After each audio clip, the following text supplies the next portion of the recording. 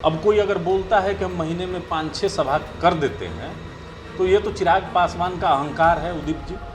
और उनके पास धन पशु ज़्यादा है, फंडर ज़्यादा है। चिराग पासवान को जहाँ से एक परिषद का प्रत्याशी नहीं नसीब हुआ, वहाँ हमारे परिषद के सदस्य हैं और हमने चुनाव जितवा कर परिषद पहुँचाया है, नॉमिनेट नहीं किया है, जितवा कर, लड़वा कर, जितवा कर। चिराग पासवान कभी चर्चा नहीं करेंगे कि ये उत्तर प्रदेश भी गए थे बाबा योगी आदित्यनाथ के खिलाफ में लड़ने के लिए। वहाँ जमानत तो छोड़ दीजिए, 60 वोट और 40 वोट इनको पड़े हैं, कभी चर्चा नहीं करेंगे। ये झारखंड गए थे, झारखंड में भी इनका जमानत जब्त हुआ। ये बंगाल गए थे, बंगाल में तो पूछिए ही मत, जमानत पता नहीं एको वोट पड़ा कि नहीं। इसलिए राजनीति का मैं कहता हूँ कि एक अबोध बच्चा जो जानकारी रखता है वही चिराग पासवान के पास है। व्यक्तिगत रूप से मैं जानता हूं कि चिराग पासवान को बिहार की राजनीति की समझ नहीं। अब चिराग पासवान है किन किन नेताओं से प्रभावित हैं। कभी राष्ट्रीय जनता दल के दरवाजे पर जाकर बिरयानी खाते हैं, कभी उनके पास पहुंच जाते हैं, तो उनको सर्टिफिकेट लेने की जरूरत पड़ रही है राष्ट्रीय जनता दल के नेताओं से। हमको जरूरत नहीं है। 12 जनपद खाली कराया गया, उसमें चिराग पासवान बंगला ना खाली करना पड़े, इसके लिए स्वर्गीय रामविलास पासवान जी के मूर्ति को स्थापित। जब चिराग पासवान पटना एयरपोर्ट पर पहुंचकर और भारतीय जनता पार्टी के वरिष्ठ नेताओं को गाली इन्होंने जब दिया कि मैं तुरंत वो राज खोलूंगा कि मुझे कौन कौन भारतीय जनता पार्टी के बड़े नेता मेरे पास फोन करते थे कि आपका बंगला नहीं खाली होगा, मैं नाम लूंगा, मैं बताऊंगा। ये हाजीपुर में स्थापना दिवस के दिन गए, पुण्यतिथि के दिन गए और जाकर कहे कि भाई हम हाजीपुर से चुनाव लड़ेंगे। अगले दिन जमुई में जाकर बोले कि मैं यहाँ पर युवा अवस्था में आया था और मैं यहाँ से वृद्ध होकर जाना चाहता हूँ। आप समझ लीजिए कि इनका जो कहा जाता है कि एक किस तरीके से इस पेड़ से उस पेड़ पर छलांग लगाने वाला। एक तरफ नीतीश कुमार को आप पानी पी पी के कोसते हैं, वहीं दूसरी तरफ तेजस्वी यादव की तरफ इतना सॉफ्ट आदरणीय लालू प्रसाद यादव को आप अपना राजनीतिक अभिभावक बताते हैं। वो एक फिल्मी जगत से आए हैं और फ्लॉप फिल्म दिया है उन्होंने, और वो वहाँ से आए हैं तो वो उनको स्क्रिप्ट देखकर पढ़ने की आदत होती है। हम लोग को नहीं है ऐसा, क्योंकि जो अंदर है वही बाहर है। 28 नवंबर को लोजपा के स्थापना दिवस मनाई जाएगी। दोनों खेमा जो है, चाहे चाचा पशुपति कुमार पारस की बात करें राष्ट्रीय लोक जनशक्ति पार्टी या फिर चिराग पासवान यानी लोजपा रामविलास, हाजीपुर में शक्ति प्रदर्शन करने जा रहे हैं चाचा पशुपति कुमार पारस। बड़ा जनसभा होगा, ये बात उनकी पार्टी लगातार कह रही है। अब इस पर चिराग पासवान ने तंज कसा है। चिराग पासवान कह रहे हैं कि पहली बार हाजीपुर में चाचा का ये प्रयास होने जा रहा है। इस तरीके का जनसभा तो हम हर सप्ताह कर देते हैं। चंदन सिंह जी हमारे साथ मौजूद है। चंदन सिंह जी, भाई चिराग इस तरीके का जनसभा हर सप्ताह कर रहे हैं, 2-3, आपकी पार्टी के नेता ये पहली बार करने जा रहे हैं। देखिए उदित भाई, हम लोग बहुत एक गरीब पार्टी से हैं और हमारे पास जो आर्थिक संसाधन है वो बहुत सीमित है और हमारे नेता महीना में कम से कम 10 दिन हाजीपुर में तो रहते ही रहते हैं। 10 दिन रहते हैं? 10 दिन रहते हैं। इन द सेंस पटना से बहुत नज़दीक है, आना जाना लगा रहता है। और देखिए हमारे सभी सांसद अपने लोकसभा में जो जनता से मिलना हुआ, जो उनका काम हुआ, लगातार वो जनसंपर्क करते रहते हैं। अब कोई अगर बोलता है कि हम महीने में 5-6 सभा कर देते हैं तो ये तो चिराग पासवान का अहंकार है उदित जी। और उनके पास धन पशु ज़्यादा है, फंडर ज़्यादा है, गाड़ी करना, लोगों को साड़ी कपड़ा और कुछ प्रलोभन देकर भीड़ को वहाँ लाना। मैं आपसे जानना चाहता हूँ कि आप बड़ा आरोप लगा रहे हैं। नहीं, सुन लीजिए, मैं आपसे जानना चाहता हूँ कि आप बहुत बड़ी बड़ी सभा करते हैं और आप तो कहते हैं कि आप धारा के विपरीत जाके नालंदा में भी आपने किया, लेकिन क्या आप विधानसभा की सीटें भी जीत रहे हैं? क्या परिषद की सीटें आपने जीत ली? क्या उपचुनाव आपने जीत लिया? आप कोई बताइएगा ना कि ओवरऑल आप तो मालूम चल रहा है कि बहुत तेज विद्यार्थी आप हैं और आंख में तेल डालकर आप 12-12 घंटा आप पढ़ाई कर रहे हैं, लेकिन जब एग्ज़ाम हो रहा है उसमें फेल कर जाते हैं। तो हम क्या माने कि आप पढ़ रहे हैं कि पढ़ने का नकल कर रहे हैं? किस तरीके से आपने अपना जो है तैयारी आपने किया है? लेकिन हम कोई दावा नहीं करते हैं, ना ढोंग करते हैं। हम लगातार जनता के संपर्क में हैं और 77 से हमारे नेता जनता के संपर्क में हैं और सार्वजनिक जीवन में हैं।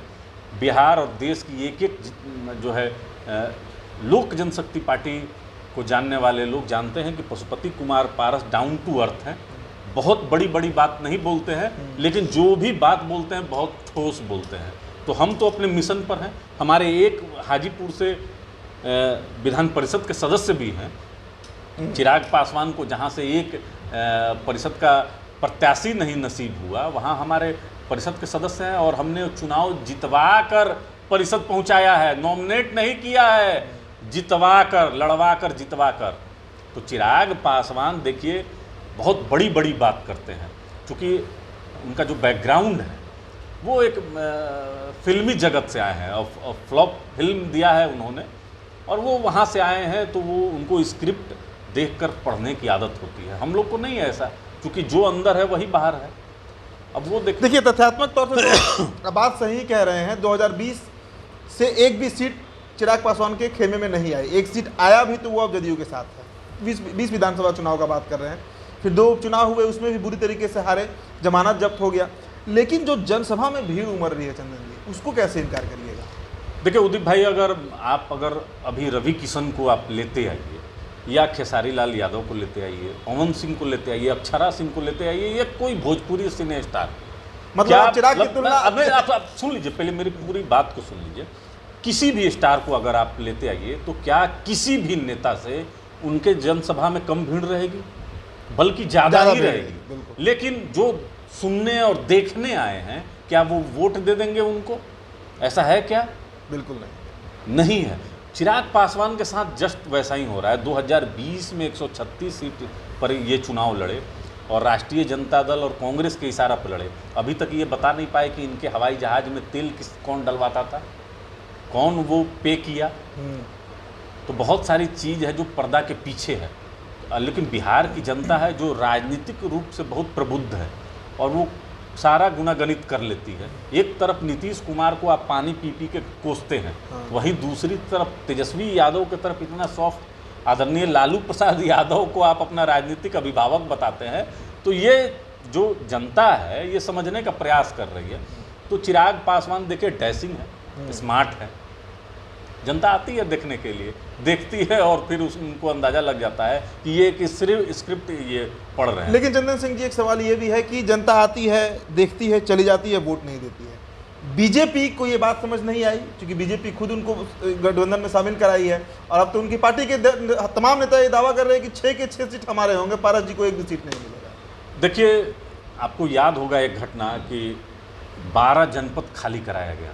नीतीश जी कारण है तो किसी में बोल रहे हैं। सुन लीजिए। अब तो देखिए 12 जनपद खाली कराया गया, उसमें चिराग पासवान बंगला ना खाली करना पड़े इसके लिए स्वर्गीय रामविलास पासवान जी के मूर्ति को स्थापित कर दिया और वो बंगला खाली हुआ। चिराग पासवान का ही स्टेटमेंट था कि किस तरीके से बूट से उनके स्वर्गीय पिता के बिस्तर को धांगा गया और उनके तस्वीर को और बाबा साहेब की मूर्ति को बाहर फेंका गया। आपके भी कैमरा गवाह है जब चिराग पासवान पटना एयरपोर्ट पर पहुंचकर और भारतीय जनता पार्टी के वरिष्ठ नेताओं को गाली इन्होंने जब दिया कि मैं तुरंत वो राज खोलूंगा कि मुझे कौन कौन भारतीय जनता पार्टी के वरिष्ठ बड़े नेता मेरे पास फ़ोन करते थे कि आपका बंगला नहीं खाली होगा, मैं नाम लूँगा, मैं बताऊँगा। आज वो बोल रहे हैं कि नीतीश कुमार का प्रेशर था। ये तो कि चिराग पासवान अपना स्टैंड बराबर बदलते हैं। ये हाजीपुर में स्थापना दिवस के दिन गए, पुण्यतिथि के दिन गए और जाकर कहे कि भाई हम हाजीपुर से चुनाव लड़ेंगे। अगले दिन जमुई में जाकर बोले कि मैं यहाँ पर युवा अवस्था में आया था और मैं यहाँ से वृद्ध होकर जाना चाहता हूँ। आप समझ लीजिए कि इनका जो कहा जाता है कि एक किस तरीके से इस पेड़ से उस पेड़ पर छलांग लगाने वाला इनका स्टैंड रहता है। तो बराबर ये अपने स्टैंड को बदलते रहते हैं। इसलिए राजनीति का मैं कहता हूं कि एक अबोध बच्चा जो जानकारी रखता है वही चिराग पासवान के पास है। व्यक्तिगत रूप से मैं जानता हूं कि चिराग पासवान को बिहार की राजनीति की समझ नहीं है, यही मैं कह सकता हूं। 28 तारीख को लेकर क्या तैयारी है? हाजीपुर में क्या कैसा रहेगा प्रोग्राम? उनकी पार्टी तो कह रही है कि सब अभी से फ्लॉप बताया जा रहा है। देखिए चिराग पासवान बापू सभागार में किस तरीके से ये करते हैं ये हमसे छिपा हुआ नहीं होंगे उदित भाई, क्योंकि 1 साल पहले तक मैं उसी पार्टी में था और स्थापना दिवस में बापू सभागार में भी मैं रह चुका हूँ। किस तरीके से चिराग पासवान अपने पैसे के जोर पर लोगों को लाते हैं और किस तरीके से भाड़े की गाड़ी होती है और मैनेजमेंट को किया जाता है। ऐसा नहीं है कि कोई इनके विचार से सहमत होकर कि चिराग पासवान का बिहारी फर्स्ट विजन है, इससे प्रभावित होकर कोई आ रहा है, कोई नहीं। क्योंकि इनका जो विजन है ये पूरी तरीके से फ्लॉप हो चुका है। हम लोग का जो तैयारी है, देखिए हम लोग तो अपने होम ग्राउंड में हैं। हाजीपुर में 77 से आदरणीय पारस जी काम कर रहे हैं, स्वर्गीय रामविलास पासवान जी की परछाई बनकर। एक एक पंचायत, एक एक गांव में उनको पता है कि कहाँ कहाँ कौन कौन उनके शुभचिंतक हैं। बिल्कुल बिल्कुल। सब तक हम लोग खबर भिजवा रहे हैं, मिल रहे हैं, बैठकें हो रही हैं। और ऐसा देखिए, हम जिसकी जैसी भावना, अगर आपका नज़रिया जो है वो भीड़ आपको वैसा नज़र आएगा। तो हम लोग किसी को दिखाने के लिए नहीं कि हमारी मंशा ऐसी है कि हम उदित जी को दिखाएं कि देखिए एक जन सैलाब नहीं। स्वर्गीय रामविलास पासवान जी में अगर आपकी आस्था है और अगर आप जानते हैं, आप मानते हैं कि स्वर्गीय रामविलास पासवान ने हाजीपुर के लिए कुछ किया है, तो उस ग्राउंड में, उस स्टेडियम में आप पहुंचकर आप अपनी सच्ची श्रद्धांजलि अपने नेता और अपने आइकॉन के प्रति आप दे सकते हैं। तो हम वहाँ पर ज़बरदस्त तरीके से तैयारी कर रहे हैं कि उस दिन अपने पार्टी का, चूँकि 23 साल हो गए हैं और स्वर्गीय रामविलास पासवान ने जो विचारधारा का ईंट रखा था वो अब किस तरीके से बढ़ रहा है। क्योंकि देखिए हमारे साथ पूरे हमारे सांसद हैं, और हमारे सांसद हैं, हमारे पार्षद हैं, हमारे कार्यकर्ता हैं। लोक जनशक्ति पार्टी आज के समय में राष्ट्रीय लोक जनशक्ति पार्टी हो गई है।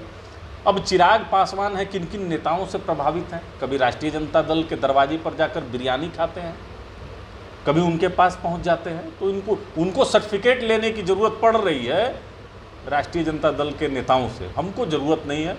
हम उसी गठबंधन में हैं जिस गठबंधन का नेतृत्व आदरणीय नरेंद्र मोदी जी कर रहे हैं। चूँकि स्वर्गीय रामविलास पासवान जी जाते वक्त भी पशुपति कुमार पारस जी को बता के गए थे कि आपको हाथ नहीं छोड़ना है माननीय प्रधानमंत्री जी का, और हम लोग छोड़े नहीं हैं। हम लोग अंतिम सवाल है चंदन जी, एक बड़ा महत्वपूर्ण सवाल है जी। एक भी सीट आप लोग को नहीं मिलने जा रहा है। अच्छा। ये चिराग बार बार दावा करते हैं कि उनकी पार्टी दावा करती है, तमाम नेता से प्रवक्ता तक कहते हैं कि 6 के 6 सीट पर हम लड़ने जा रहे हैं।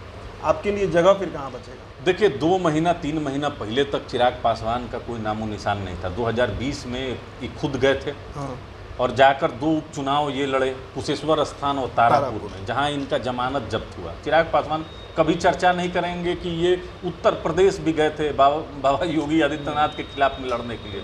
वहाँ जमानत तो छोड़ दीजिए, 60 वोट और 40 वोट इनको पड़े हैं, कभी चर्चा नहीं करेंगे। ये झारखंड गए थे, झारखंड में भी इनका जमानत जब्त हुआ।